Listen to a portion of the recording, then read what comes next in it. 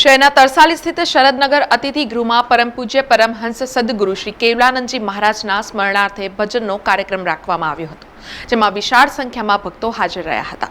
શહેરના તરસાલી સ્થિત શરદનગર અતિથિ ગૃહમાં પરમ પૂજ્ય પરમહંસ સદગુરુ શ્રી કેવલાનંદજી મહારાજના સ્મરણાર્થે ભજન કાર્યક્રમમાં મોટી સંખ્યામાં કેવલાનંદજી મહારાજના ભક્તોએ હાજરી આપી હતી અને ભજન થકી મહારાજની ભક્તિ કરી હતી। આ કાર્યક્રમમાં કેવલ પરિવારના સભ્ય અને પૂર્વ કોર્પોરેટર પૂર્ણિમાબેન આયરે પણ હાજર રહ્યા હતા।